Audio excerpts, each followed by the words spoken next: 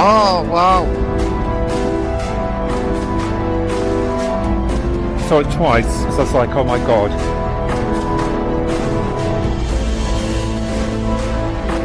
That was just weird.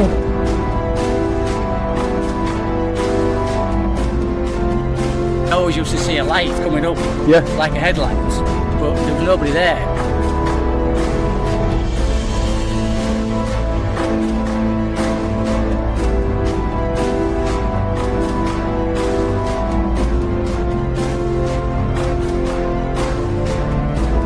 Oh, it's just disappeared.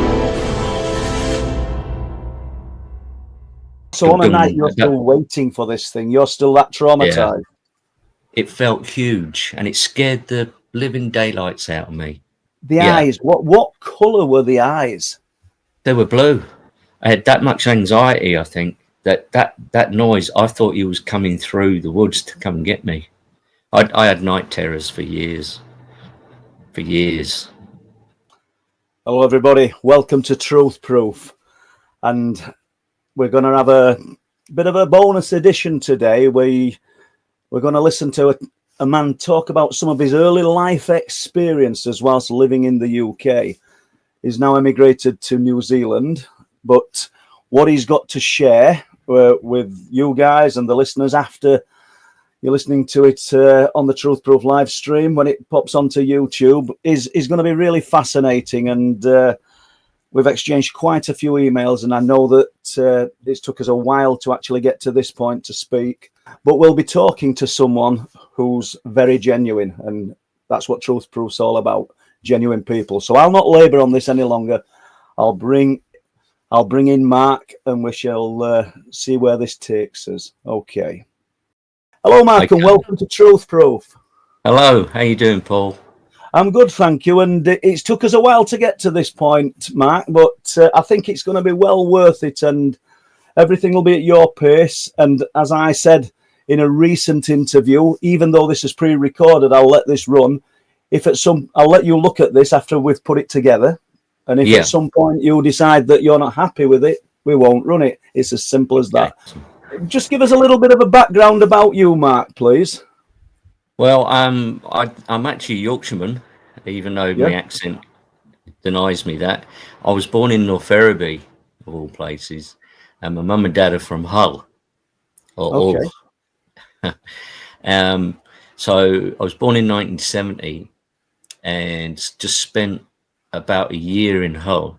And my dad was an electrician, and it was, in those days, the work was a bit short, so he ended up moving down to a place called High Wycombe, which was we actually moved to a village just outside, but High Wycombe was grown a lot in those days because of all the work. So it used to, High Wycombe just swallowed up all these small villages, and where we actually rented a house was a new estate in a place called Terriers, which borders on the Chiltern Hills. I don't know if you've heard of the Chiltern Hills, or I have, yeah. So it extends sort of northwest all around London. So, and it sweeps across, and it used to pick up in Forest back in the old days. And it's a real nice part of the world, beautiful part of the world. And we had a woodland at the back of our property that was, part of the Chiltern Hills, and that's sort of it. And then there was more houses behind there, but it sort of dog-legged round, and then it actually attached to the Chiltern Hills.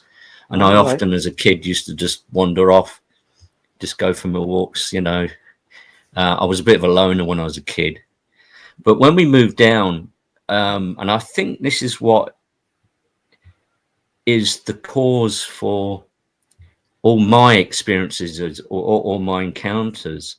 Because when I was 3, I was run over by a car, one of those XJ8s, the big old Jags. The big Jaguar. Yeah. And I had a weird experience then because I had a head injury. But when it happened, I was looking down on it all. I wasn't in my own body. So you've had this traumatic injury, and you've then left your body and observed the scene. Yeah, yeah. And I'm looking down, and I'm in my dad's arms. Crazy, isn't it? But Absolutely. I felt this, and it's weird because I could see all around 360. It wasn't like I was looking out my eyes. I had this 360 sort of experience, and there was like a real bright light coming from behind me, behind my left shoulder, but it wasn't the sun. I mean, this was during the middle of the day. And did everything seem colourful as well then, Mark? Yeah, real colourful, real vivid, you know, because I can remember it as if it was yesterday. Yeah. Real vivid. So I think having that head injury, and I ended up in hospital, and the weird thing was I was looking down, even the hospital visit, I'm looking down on the whole scene. Is this prior to going to the hospital, or while you're unconscious? While I'm unconscious, I think. Yeah, I guess we'll never know, but there's nobody better placed than you to form those opinions, and it's good to put that one in, because our listeners might not know. If I hadn't have asked it, I might have been thinking, so did he slip into that state again when he got to hospital? So you're unconscious, we assume. And on the journey and during the treatment in hospital, you can still observe yourself. Yeah, I'm looking down on the whole thing, eh? And then if we fast forward to 1976, you remember the real hot summer we had? Yeah. It was scorching, wasn't it? And it went on for ages.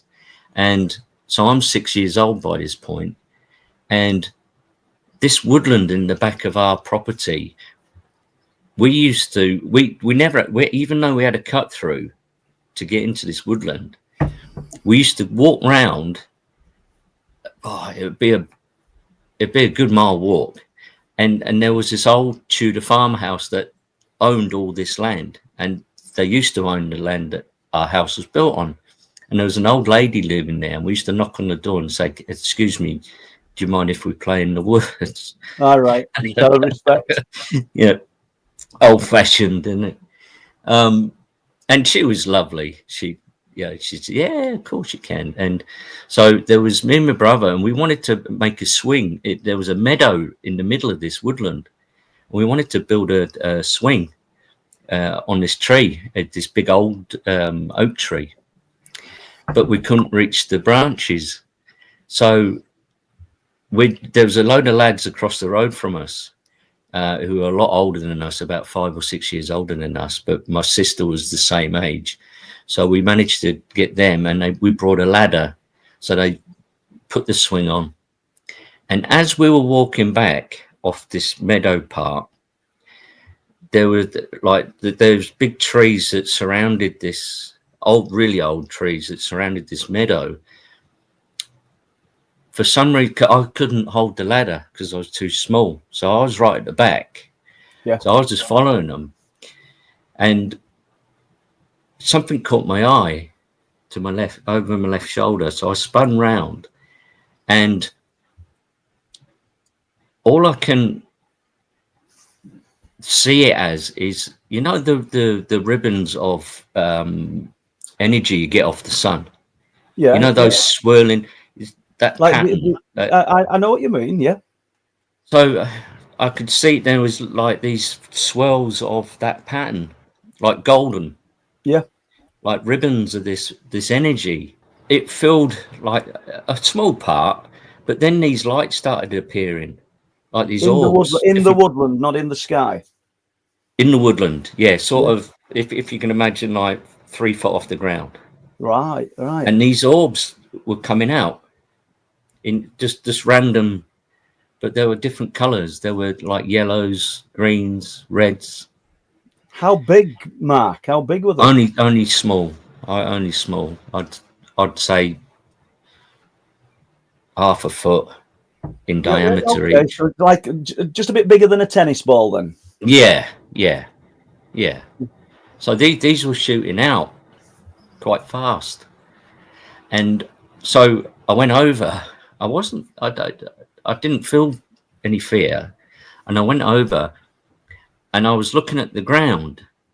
By this time, all that had disappeared, and I'm just looking at the ground, and there was this weird feeling. And then, as I looked up like this, I saw a face made of leaves. Wow.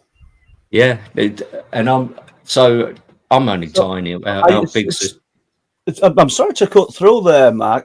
I hope you don't mind, but you're a young boy. You're looking up at a face. So I take it you're in thick foliage, or are I'm you on the against edge of this. trees? I'm on the edge of this meadow. So this is the first tree on the edge Yep. of the meadow, and then Yep. it goes into the thick bushland. So this is right on the edge of this On meadow. the edge, so you're able to see. I'm trying to work out how you could see. If you can see this face, I'm thinking you're really close.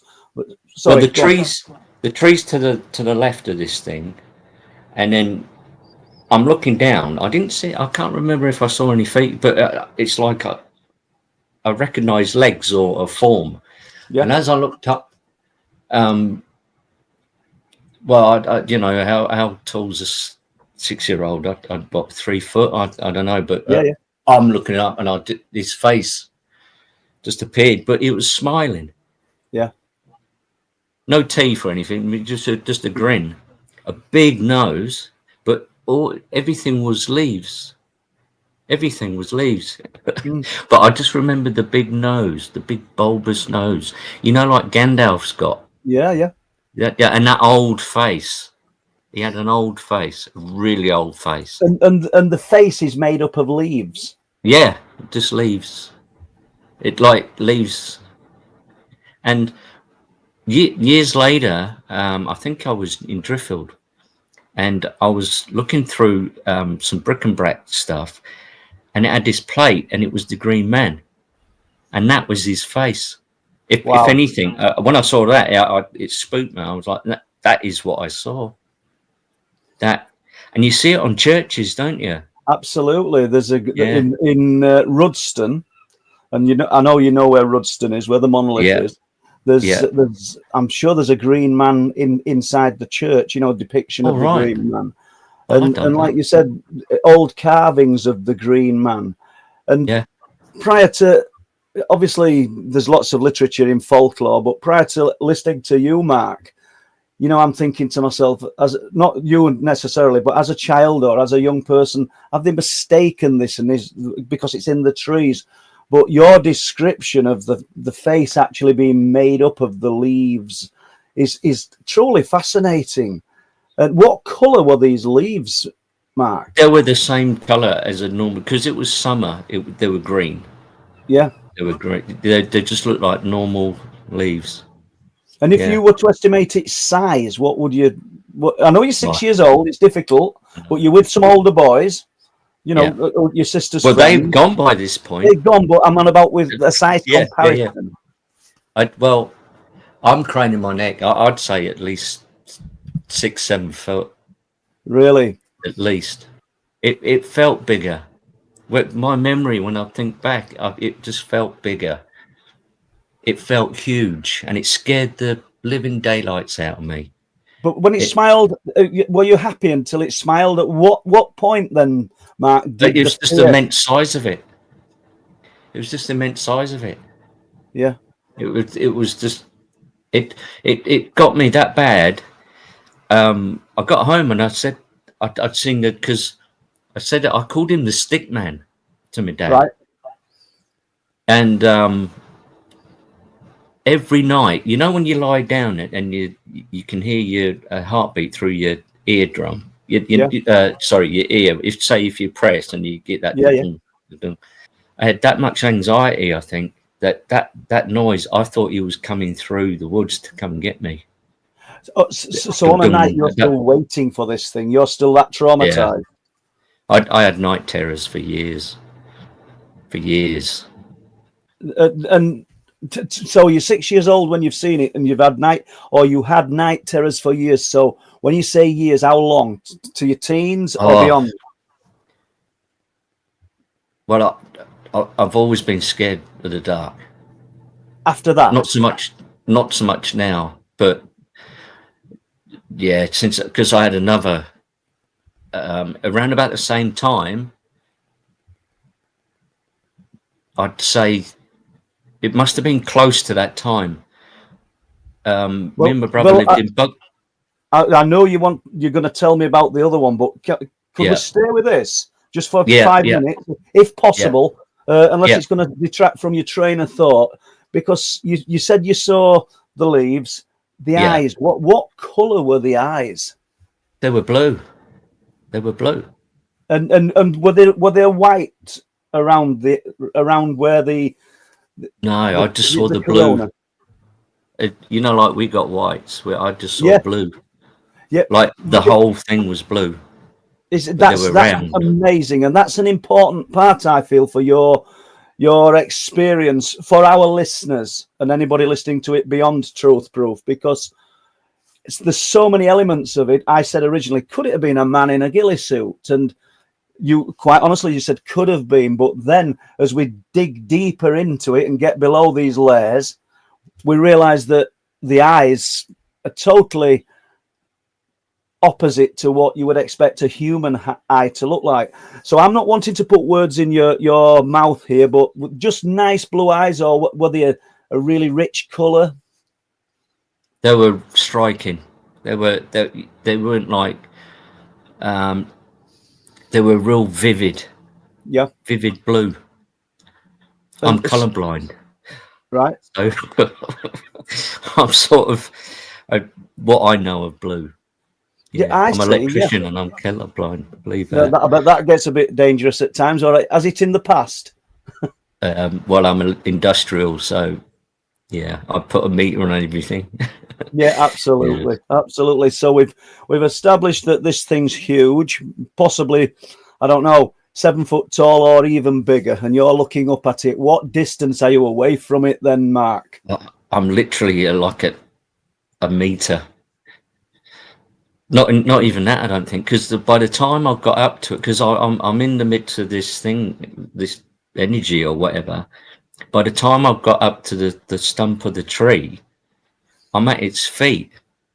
Yeah. I'm not even a meter, I don't think, And because that's what I'm looking down and I'm going in my head. My memory of this is in my head. I'm like, what am I looking at? Because yeah, you know when you're looking at a tree, oh, that's a big tree, but as the thought and as I came in it, because I just remember I'm up like this, I'm looking at its face and it's looking down. and smiling, and did the fear Yeah, it did have a smile. did the wave of fear come on as you're looking up at it? Yeah, Yeah. absolutely. What about your friends in the woodland? Because I'm trying to work out whether you just turned and ran, whether you, pardon the pun, rooted to the spot, same as this tree man. But I ran. yeah, Because they disappeared by this point, because they didn't see me because I'm at the back. They've just gone with the ladder, yeah. and then this thing's caught my eye, and yeah. Was that the last time you went in that woodland? No, No. I did, but whenever I did, I went with someone, Yeah. and it wasn't at night. Never at night. So right, good point then, because I don't know if we covered this, then I must have missed it. What time was this? This would be it would be about midday. Midday. Yeah, from what I remember, it like when you get to dusk, and it was a blaring hot summer's day. So I'm sort of guessing it. I can't remember. No, I'm sorry, 6 years old. No, we've just got a rough.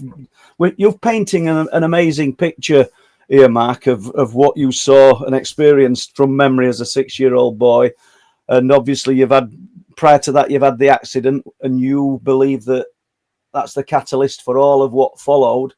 You're a better place than anybody to think that. So I'm not disagreeing in any way, shape, or form. Did you see any movement from this creature? It was by the time I clocked it, it was looking down, and I. So the elderly lady who owned the house in the wood or on the edge of the wood, did you ever tell her? No, I can't remember, to be fair. No, no. Yeah, because I'm sorry for digging out little no, questions. it's all It's right. just interesting. But you definitely told your mum. I told my dad because he Okay. he So you reminded told. me. So Yeah, you definitely told your dad. yeah. And what was it? What were his views on it? He'd always been into when I talked to him like later on in life, like in my teens and that. He'd always had a fascination with folklore.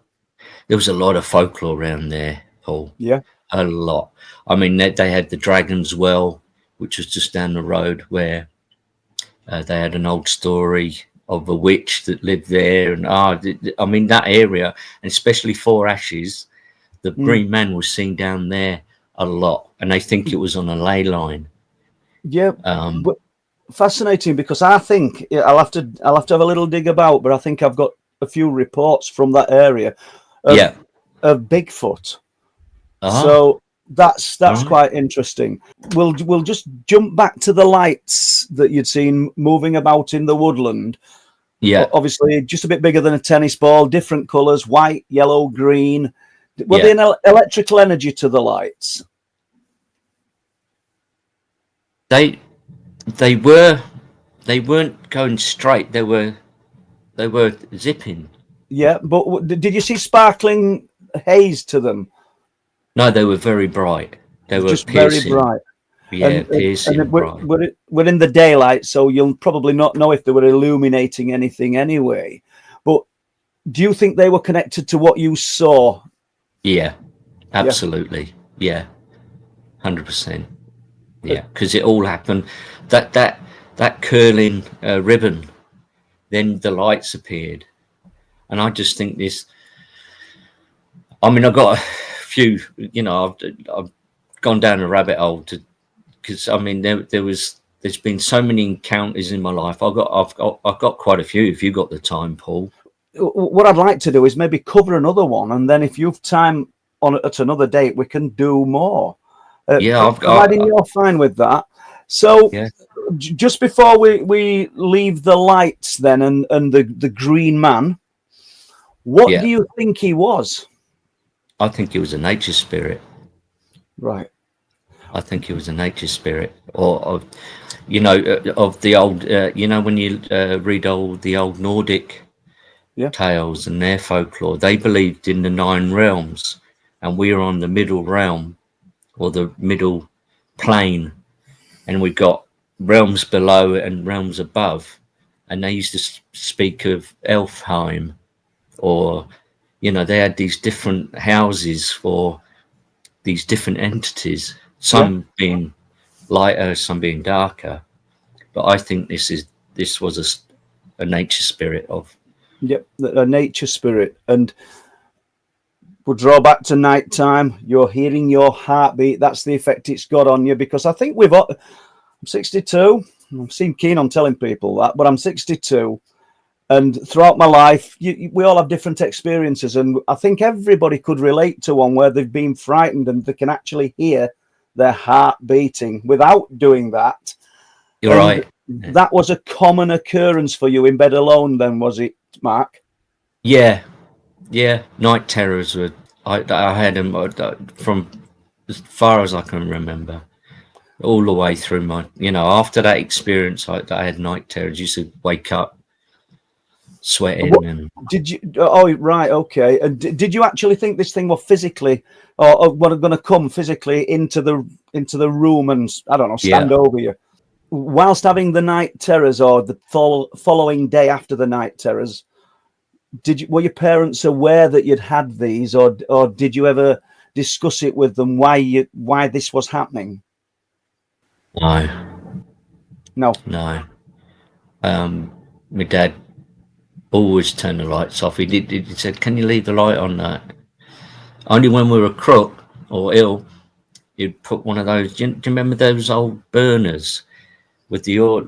They were like a little tin, and they put a candle in A it. tilly lamp. Yeah. So, and it sent off a scent or something. When you were Yeah, poorly. yeah. Remember that? That was the only light, a tiny That was little the only light. light. Yeah. Yeah. So it's a lonely place then, weren't it? After that, Yeah. Was. So, walk us into how things progressed after seeing the Greenman, please, Mark. So it from my recollection, it was around about the same time, and me and my brother's only a year older than me, and we used to share a tiny little room, but we had bunk beds, and we used to fight over who had the top bunk. And this particular occasion, I was on the top bunk, and I awoke, and so my eye line, if you can imagine, I'm on the top bunk, so this thing would have been at roughly about 5 foot, maybe 6 foot, because you have to climb up. So I'm guessing, about 5 foot in the air. And it was I tell you what it reminded me of. You know those old, the patterns on an old laundry basket, those plastic laundry baskets, the squares. Yeah. You know, that pattern where it was a sphere, and it was the size of a basketball, and it had that pattern on the inside, and it was Right. spinning anti-clockwise, and it had that pattern, but the pattern stayed still, even though I could see it was spinning. You were aware of something spinning. So the outside was Yeah. spinning, do you think? Yeah. And whatever this thing was, it had those squares in it. It was like, it was bluish, and a tint of green on it as well. But I could see it spinning. And then I just put the covers over my head. Another one added to the night terrors. Just I don't blame you. No, did your brother witness that? No. Do you think then that was connected, going back to the Greenman, to what you'd seen in the woodland? I'm thinking because of the spheres. Yeah. You saw spheres of light in the woodland prior to seeing this creature of leaves, and then you've seen a sphere in your bedroom. I've never connected the two, to be fair, Paul. No. I never thought, that might have been off. It could have been. I don't know. That is fascinating. Well, it's a similar thing, isn't it? Yeah. Obviously, there's a different size. Yeah, but you're talking about something much smaller in the woodland. But once again, the connection is the spheres of light. Just to detract from that for a moment, because you kind of ticked a box in my mind. Years ago, we went to the cliff tops, myself and Steve Ashbridge. Yeah. Steve will remember this. And we were, if he listens to this, and we were looking at the spheres of light over the sea, the orange spheres of light, and some of them were red. But one of them was very close. And I'm not talking as close as what you encountered, but it was close. We're talking like 80, 90 feet away in the air. But whilst we were observing this, it looked, and you used the washing basket as an example of the squares, and I can picture that. I don't know if some of our younger viewers will remember the old washing baskets, but they're probably still available today. But I said to Steve, can you see all the little squares and diamonds in it? It looks like a paper basket, a wire paper basket within it.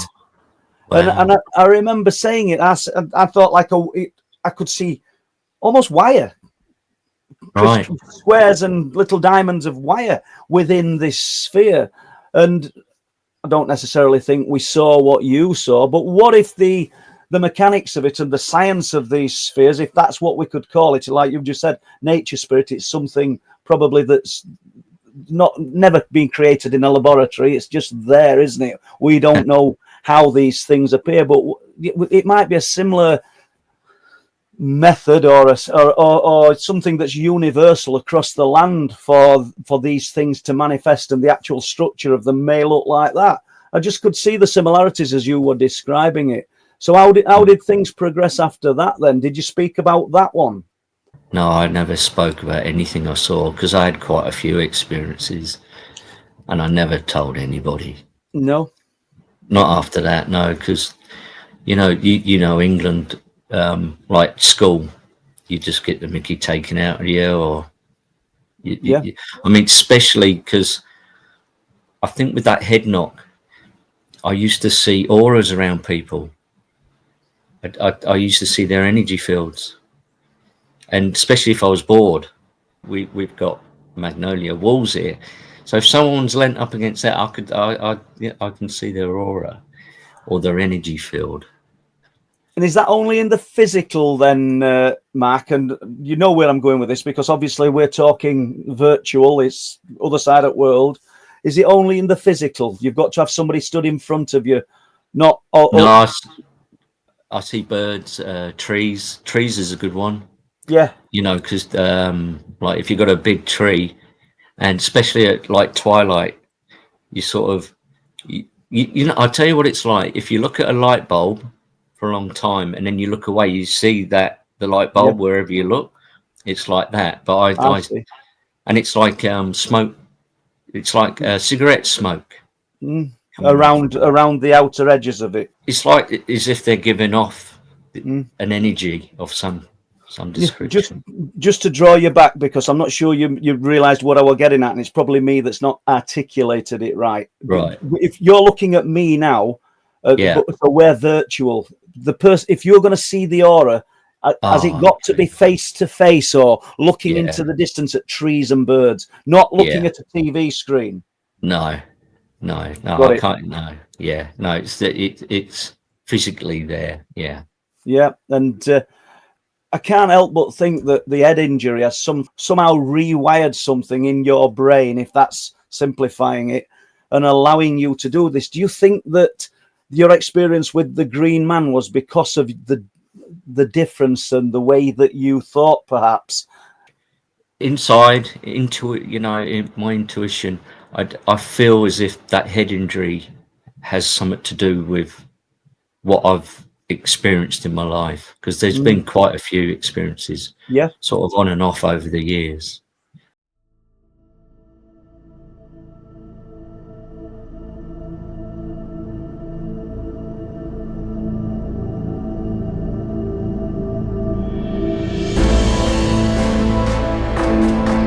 Oh, wow.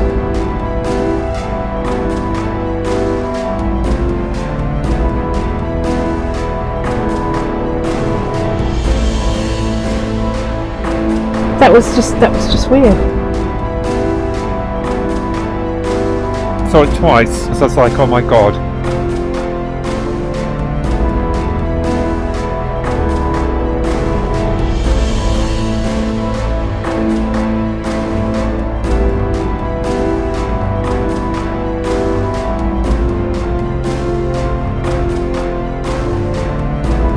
Oh, it's just as weird.